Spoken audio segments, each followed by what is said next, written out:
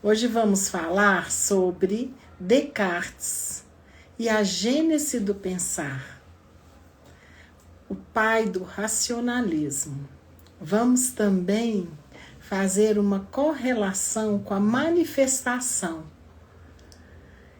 Entramos na manifestação de Neville Goddard, passando por Gregg Braden, que vai falar da matriz divina e da ação eletromagnética do coração. Venham comigo. Tudo começou no século XVII. O filósofo e matemático francês René Descartes. Ele buscava uma verdade inabalável, numa época que havia muitos dogmas religiosos, muitas incertezas. Então, ele pensou, o que eu posso fazer é contestar, é gerar dúvidas. Eu vou duvidar de tudo.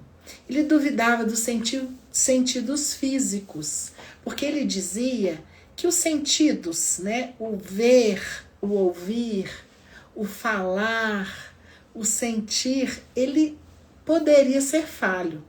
A gente poderia achar que está vendo algo e não ser exatamente aquilo, ou ouvindo, interpretando errado. Então ele pensou, eu tenho que duvidar de tudo. É a partir daí que eu vou conseguir chegar em algo que possa fazer algum sentido. Então ele pensou de uma forma muito estranha. Olha o que ele falou. Por exemplo, se um gênio maligno tentar me enganar, tentar dizer algo para me seduzir, para me fazer entender algo que na verdade não é verdade, eu preciso estar existindo, Ou seja, eu tenho que estar existindo para ser enganado e o gênio maligno precisa também existir. Se eu contesto que a existência é algo que precede o pensamento, então eu preciso pensar para poder contestar a existência. Entende? Então, ele pensa, se eu cogito, se eu penso, ergo sum, logo existo. Então eu só existo porque existe um ser pensante que valida a minha existência. Então ele colocou isso como a força da razão humana.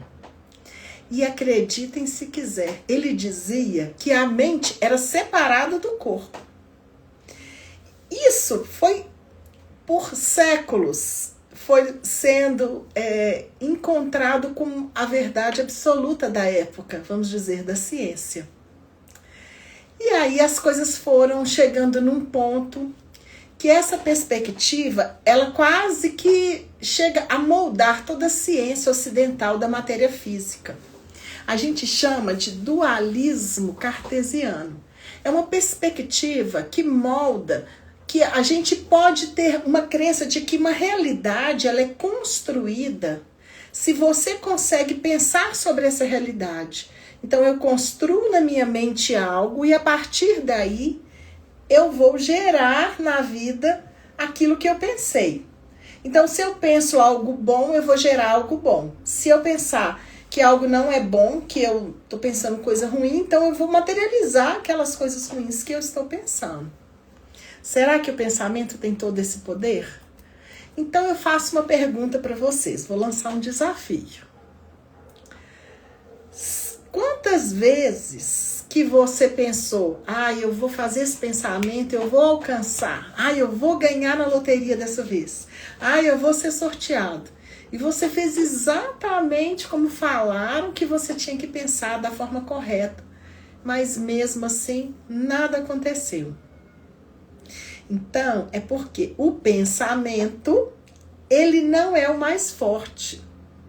O mais forte não é o cérebro. E aí a física de Gregg Braden conseguiu provar. De que maneira?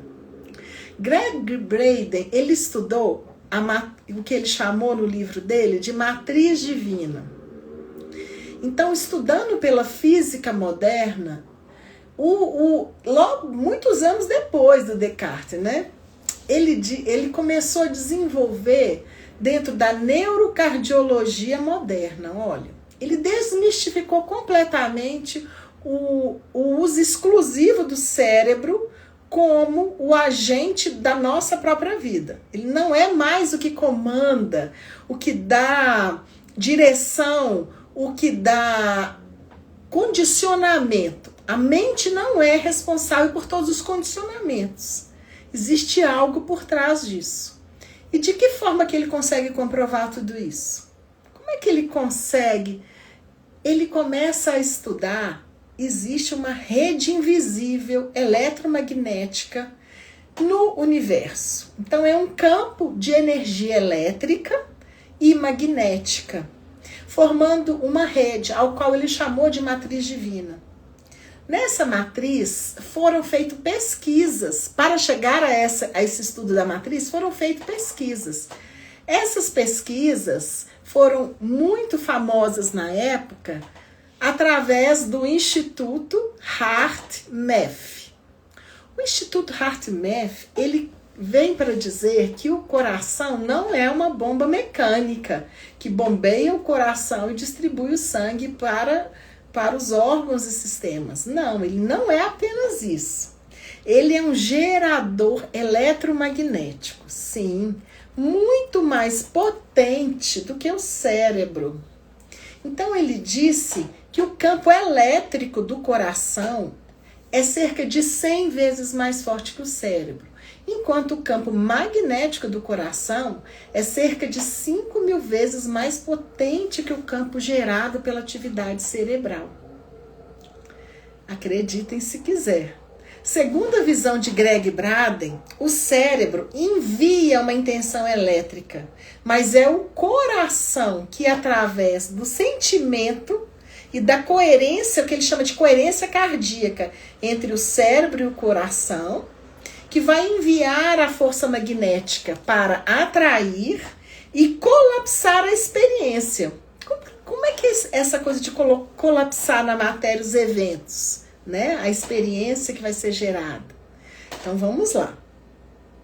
Vamos voltar agora, né, no início do século passado, quando iniciou esse estudo da física quântica sobre colapsar o universo no nível subatômico, que é aquele partículas, né, que existem em todo o universo. Ele é uma sopa de possibilidades, ou seja, são ondas que geram várias probabilidades. Então, se eu, por exemplo, mudo de cidade e aí eu entro numa escola, nessa escola, qual a probabilidade de eu estar ali e chegar a virar, por exemplo, um médico? Qual a probabilidade de eu virar uma psicóloga, né? Então, existem infinitas probabilidades. E como que isso é definido? Então, ele explica o seguinte. Quando você tem uma partícula e ela tá ali voando solta no universo, misturada numa sopa de energias, né? Como é que ela, sendo onda, ela vira uma experiência? Ou ela se torna uma partícula, um objeto, um evento no mundo físico? É a intenção do observador, é o foco e é o direcionamento da vontade. Aquilo que você intenciona, que você sente, é que vai direcionar, tá? Então, como que é a analogia mais simples que eu posso dar para vocês, para que vocês entendam? Vamos imaginar um jogo de videogame. Então, o mapa inteiro do jogo existe em código dentro do computador, tá? Então, existe uma pessoa que fez a programação e gerou códigos. Então, esses códigos são possibilidades. Quando você começa a jogar, né, o jogador ali, ele vai escolher, a consciência dele vai direcionar para aquele jogo as intenções dele. Ele vai vencer, ele vai perder, o carrinho corre para a direita, corre para a esquerda, né? Então, quando ele faz essas escolhas, o sistema que está ali por detrás, ele vai gerar aquela realidade, ele vai gerar aquela direção, né? Então, quem que falou isso primeira vez na vida, né? Como é que surgiu isso? Então, essa coisa do colapso da onda foi introduzido pela primeira vez pela interpretação de Copenhague da física quântica, em 1920, pelos físicos Niels Bohr e Werner Heisenberg. Vocês já ouviram falar dele? Pois é. Foi John von Neumann que também, como matemático, propôs matematicamente em 1932 que a própria consciência do observador desempenha tem um papel fundamental para que você crie aquela realidade, tá? Então, como é que a gente manifesta algo na vida, né? É com o pensamento? É com a intenção do coração? Como é que isso dá? E é aí que chega Neville Goddard. Vocês já ouviram falar de Neville Goddard? Também um outro francês. Na visão de Neville Goddard, o processo do colapso quântico, ele acontece em 3 passos. Então vamos lá. Primeiro, o que acontece? O campo de possibilidades, né, que é o campo quântico, onde as ondas, tudo que você deseja. Por exemplo, eu vou imaginar que eu vou começar o meu emprego e eu vou ganhar, sei lá, tantos reais e com isso eu vou gastar 1/3 e 2/3 eu vou guardar. Depois de tanto tempo, eu vou morar numa casa que tem uma varanda para o mar, né? Eu vou ter um móvel assim, eu vou comprar um carro. Então, toda aquela forma que você vai gerando, né, é o primeiro movimento para que as coisas aconteçam, né? Então, você escolhe aquela realidade que você mais acha que se aplica ao seu desejo e à realidade que você vive.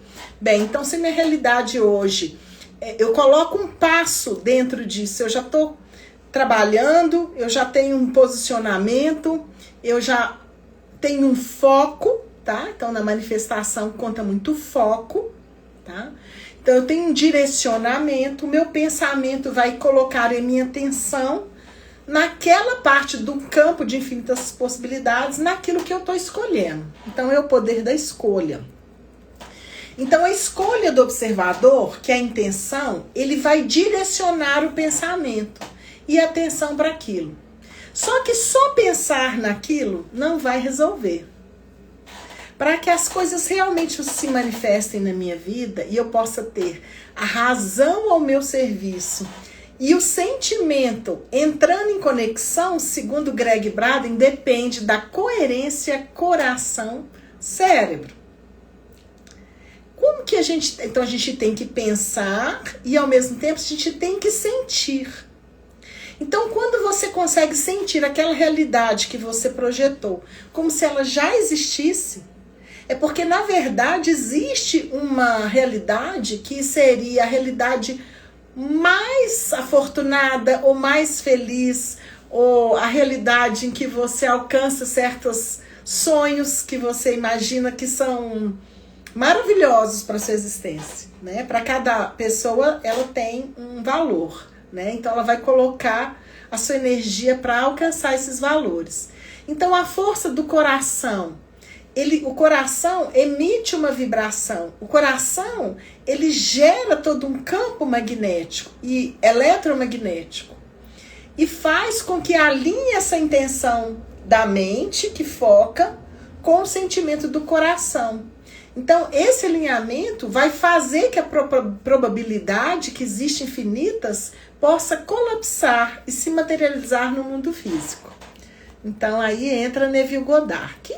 Vocês já ouviram falar que Braden oferece uma ponte científica, na verdade, e cartesiana. Mas a mística prática de Neville Goddard, que é o que eu acabei de dizer, revela o mecanismo interior do ato de manifestar. Então, Neville defende que a lei da suposição, você supõe, você gera aquela premissa de que a sua consciência tem uma realidade, você já vive uma realidade.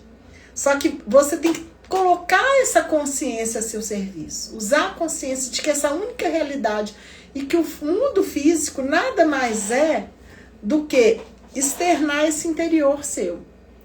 Então, se, por exemplo, vou dar um exemplo. Ah, Sandra, mas então se eu sentir muito forte, se eu desejar ficar fixada que eu quero ganhar muito na loteria, o que vai acontecer? Como é que o universo vai sentir? Que você está querendo porque você não tem. Então vai funcionar do contrário. Não é simples não. Mas quando você entender a mecânica, então o segredo é você viver no fim. Você já vive como se você já estivesse naquilo que você quer ver no final. Não basta desejar, tentar forçar um acontecimento. Tá? O que vai acontecer na sua vida é que se você fica o tempo inteiro com um sentimento que você não tem, você começa a pedir, e aí você faz apelo de gratidão, muito obrigado, eu já tenho. Ou então você fica assim, eu vou falar tais palavras. Isso são etapas. Mas, na verdade, colapsar uma nova realidade completamente diferente, você tem que começar a dar o primeiro passo, raciocinando, focando, construindo com clareza a realidade que você quer viver. Você vai escolher. E você vai trazendo cada parte dessa realidade passo a passo, até que aquilo que você vai viver, você tem tanta confiança que você colapsa a onda e manifesta essa realidade. Então vamos lá. Você supõe, você cria uma suposição interna que você já é isso. Ou você supõe que você já possui aquilo que você almeja. Entende? Então, vamos dizer, essa teoria mística do Neville Goddard, ela busca, na verdade, criar uma interseção entre o coração e a matriz divina com a racionalidade do Descartes. Então, esse processo, na verdade, é uma tentativa que a gente tem de entender que a gente não é isso que a gente está mostrando. Então, cada momento na minha vida, eu assumo uma personalidade segundo o ambiente. Então, o ambiente vai moldar, segundo Bruce Lipton, o ambiente vai moldar a sua própria vida. Então, se você vive num ambiente em que as pessoas se sentem cansadas, elas se sentem roubadas da própria vida, elas sentem que não tem saída, de que tudo não vai dar certo. Todo esse ambiente vai criar uma matriz de energia que vai interferir na forma como que você vibra. Então, a vibração do seu coração, seu sentimento, você quer manifestar algo novo. Então, você tem que criar passo a passo uma realidade em que você vai gerando o seu foco mental.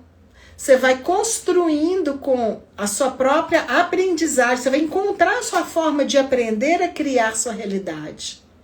Então, toda realidade, ela só existe a partir do momento que você une o seu pensamento com o seu sentimento.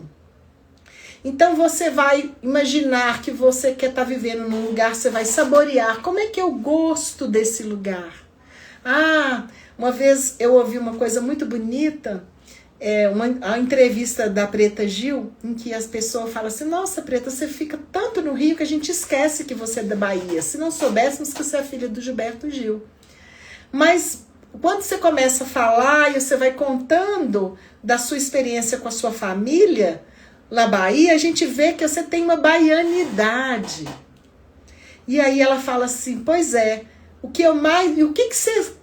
como é que você se conecta com a cidade de Salvador? E ela fala assim, Salvador para mim é o vento no final do dia, onde o vento traz um cheiro de acarajé, onde que eu possa estar percebendo que o dia está fechando, está terminando e que está começando a escurecer. Então essa sensação do olfato, do sabor de um lugar, de um ambiente, Isso causa impressões. Então, isso é muito mais forte do que você só ver uma imagem, de você fazer uma projeção mental. Eu gostaria de viver num lugar assim, assim. Você tem que realmente passar pelos 5 sentidos. Então, Neville Goddard, ele traz essa experiência que ele mostra para você que, na verdade, você já existe uma versão sua, que é a sua melhor versão, porque a gente tem um universo de possibilidades. Então, quando você tem um desejo muito forte, a sua realidade em outra frequência, em outra vibração, em outro campo, ela já existe. Isso é um pouco complicado, são realidades paralelas. Uma realidade, ela é feita de quê? Uma consciência, né? Quando eu estava explicando sobre as ondas de possibilidades, né? Como colapsar a onda. Então, como é que você cria uma realidade? Você coloca o foco em algo, sua consciência projeta a sua mente que foca, depois você gera uma intenção do seu coração. É só a intenção e ficar pedindo? Não. Quando você pede, você está vibrando o quê? Escassez. Então você tem que já viver. Neville Goddard, ele mostra, ele vai um pouco além, que ele fala assim, viva o fim. Viva como se você já estivesse sentindo o sabor daquele lugar. Como se você já estivesse sentindo a visão das cores do céu daquele lugar. Então sua realidade começa a se transformar a partir de um estado de alegria, de você se sentir pronta. O que vocês pensam sobre isso? É muito diferente, né?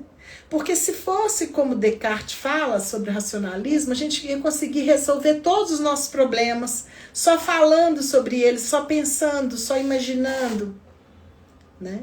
Então existe uma parte da resolução de problemas que é você organizar o seu pensamento, é você se direcionar para esse pensamento, é você criar todo um método, um passo a passo para que isso possa se resolver. E por que em alguns momentos você tenta de todas as formas e as coisas não se soltam? Né? Então, por exemplo, na psicologia que eu trabalho, a gente vai buscar as causas em algum trauma da infância, a gente vai buscar em crenças que os seus familiares, se você é de uma família que a pessoa tem crença de pobreza, se você é de uma família que tem crença de proibição, de nada pode, tudo é difícil, você não vai conseguir, né? Muita negatividade. Todas essas questões que você vai trazendo, que são crenças familiares, na verdade, o que ela está buscando? Ela está buscando proteger. A família, ela quer criar para você um molde pelo qual você vai conseguir se estruturar.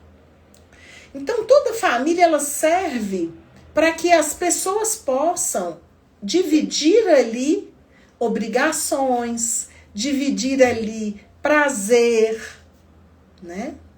Então, se supõe que se você não tem leis aos quais você organiza uma sociedade, se não tem limite, essa sociedade fica sem rumo.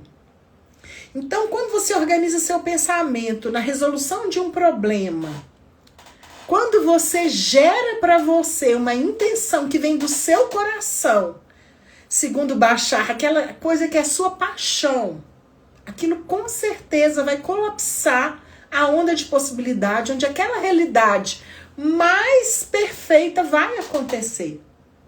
Mas eu fiz isso, por quanto tempo que você gerou essa intenção, essa coerência do coração?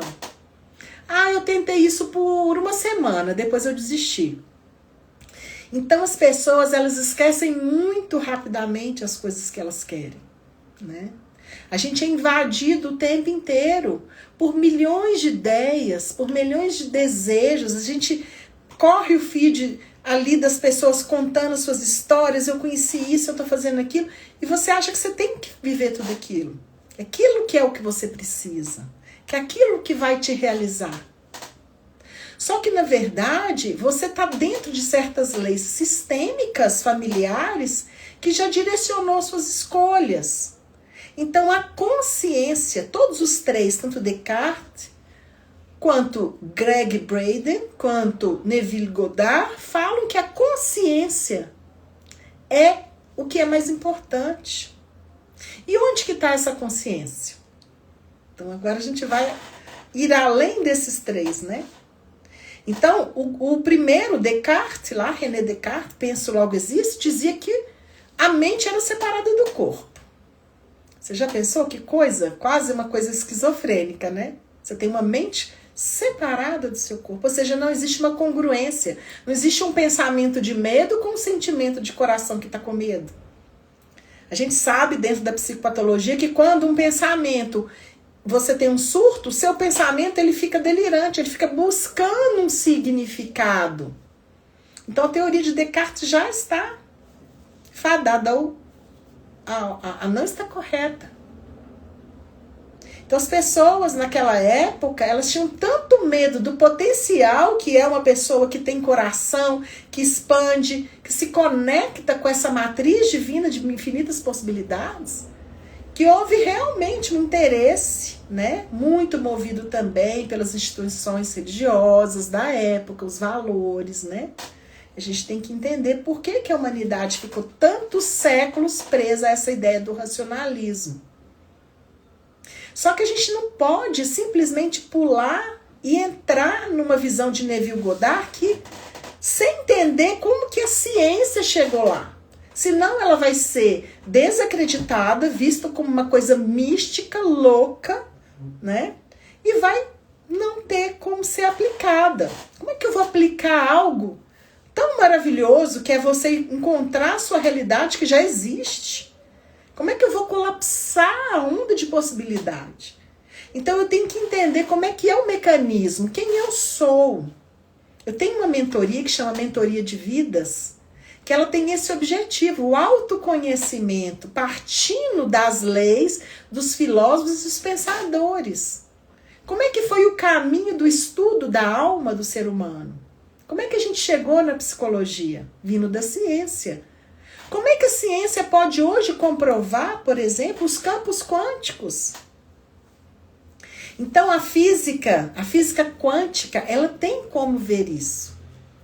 O universo e todo o corpo é eletromagnético. Inclusive, o elétrico, a energia elétrica, é uma energia dinâmica. É uma energia masculina, é uma energia que vai, que é como um raio. E a energia magnética? A energia magnética, ela irradia. É como o coração, é como o sentimento. Então, o pensamento é elétrico, o sentimento é magnético.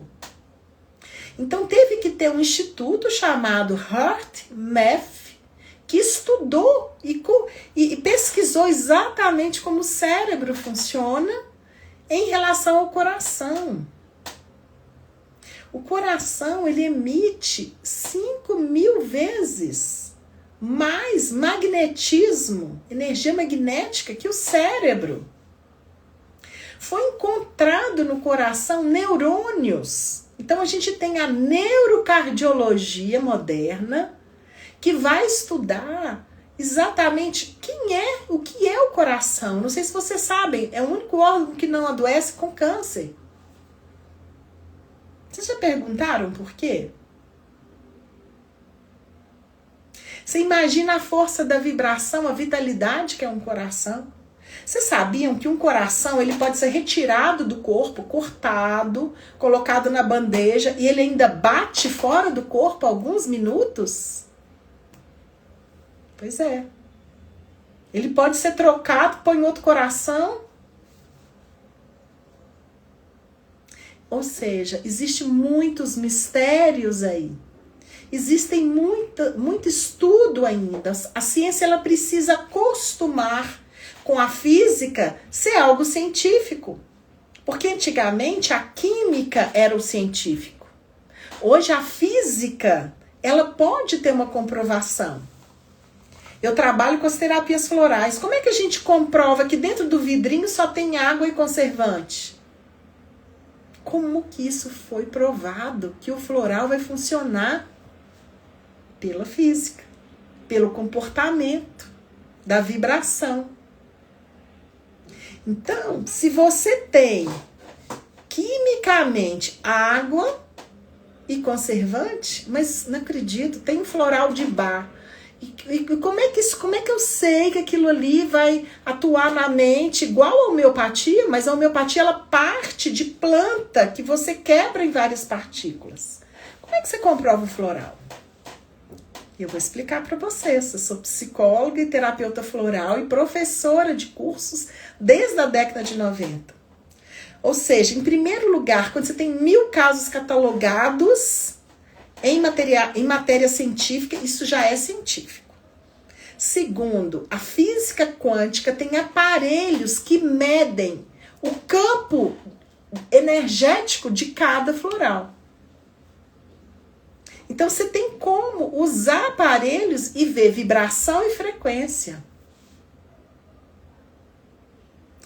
Uma coisa muito importante é que a gente está querendo olhar numa direção que é passada e que não deu todas as respostas. Senão, estavam todos os doentes psiquiátricos tomando eletrochoque e estavam bem. O que o eletrochoque faz? Ele queima os neurônios. O que a gente está estudando hoje? Plasticidade cerebral, capacidade do cérebro de ter, uma vez que uma célula ela morre, o cérebro consegue reconstituir e buscar uma outra célula para poder fazer parte e funcionar aquilo que foi cortado, né? Então é hora da gente fazer todas essas perguntas de que eu quero, qual é o futuro que eu quero ter. Se eu tiver o meu pensamento na maneira antiga de pensar a ciência, o futuro vai ser igual, com doenças, com limitações, com brigas entre as farmacêuticas. Se eu quero ver as novas pesquisas, tem uma brasileira ganhadora aí que tá pondo pessoas que antes estavam na cadeira de rodas em pé. E a gente não está olhando para essas novas tecnologias. As pessoas falam dos IAs. A que serve os IAs? O IA vai tomar conta do mundo. Ele vai pegar seus dados. Isso é coisa para uma outra palestra. Mas eu já vou dizer de cara para você. Quando você entender que você é o dono da sua vida, que você tem que ter consciência, que você tem que ter as suas escolhas. Porque aquela pessoa que não tem consciência, que não escolhe a própria vida, outros escolhem por você. Então, quando você começa a se buscar, qual o motivo da minha vida, qual a razão de eu estar nisso? Eu preciso mudar, eu não sinto significado. Então, a mentoria que eu faço, que é a mentoria de vidas, ela é para que você queira, se você quer realmente encontrar um novo caminho. Você está bem no modo de vida, você está muito adaptado, você está acomodado, você está satisfeito com as suas relações, você está satisfeito com a sua condição econômica. Tá tudo bem, mas... Então, de perto, quando você olha, você vai perceber que é muito mais fácil a gente corresponder ao sistema ao qual eu escolhi viver. Então, não é para você questionar se o sistema está certo e está errado. Não. De um ponto de vista, ele está certo. Para o outro, que está olhando do outro ponto de vista, não é bom. Nós somos seres dinâmicos. A gente está em eterno crescimento. Não é muito mais fácil você perceber? Até aqui eu fui bem. Até aqui me serviu. Mas agora que a minha consciência observa outras coisas, que a minha consciência quer chegar em outro lugar. Se eu quero chegar em outro lugar, numa realidade em que eu vou estar exercendo o máximo do meu potencial humano, sem ser moldado por outros, sem ser manipulado por coisas que eu nem imagino, o que eu preciso saber? Onde é que eu tenho que ir? O que eu tenho que estudar? Nada disso importa. O que importa é você buscar dentro de você quem eu sou. E para onde eu estou direcionando minha energia? Qual é o foco nesse momento? Só existe o agora. Eu coloco o foco nisso. Eu coloco a minha intenção. Eu entro numa energia que a gente chama de flow, que é fluir com a energia do universo. Mas fluir segundo a sua própria identidade. É outra coisa que não existe identidade. Não existe mente, então é uma mentira. A mente mente. Vamos com calma. Uma coisa, outra coisa, outra coisa.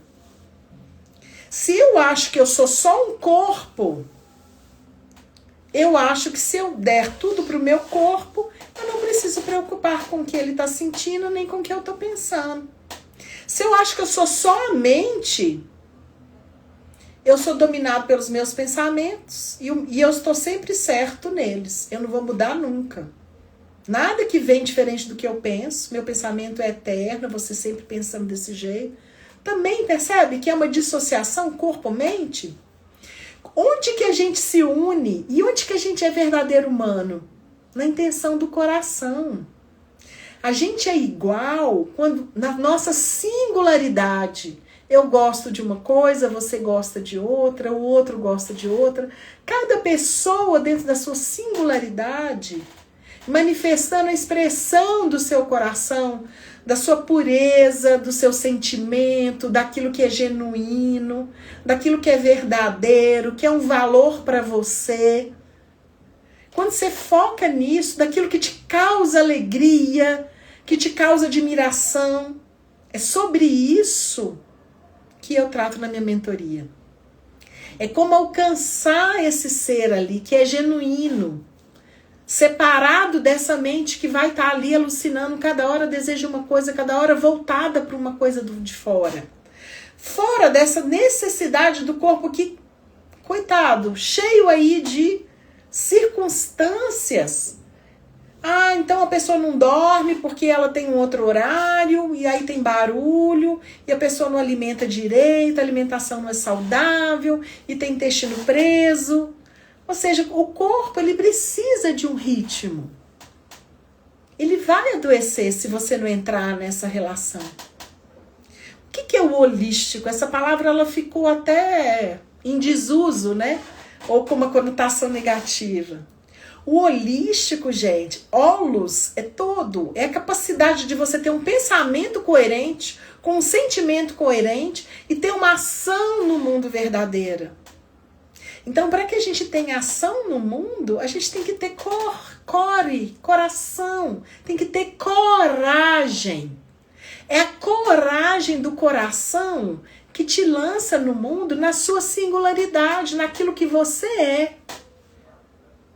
E se eu sou e o outro também é, e se o outro e o outro consegue saber quem é, que coloca o melhor no mundo, nós nos igualamos. Somos iguais na nossa singularidade. E eu fico por aqui hoje, tá? Na minha bio, você pode ver lá a Mentoria de Vidas. Me chame no WhatsApp que lá tem um protocolo. Você pode pegar esse link junto lá na bio. Respondendo o protocolo, imediatamente você vai ganhar um diagnóstico gratuito e eu vou entrar em contato com você e teremos uma sessão para eu passar todo o processo para você. Um grande abraço, até quarta que vem.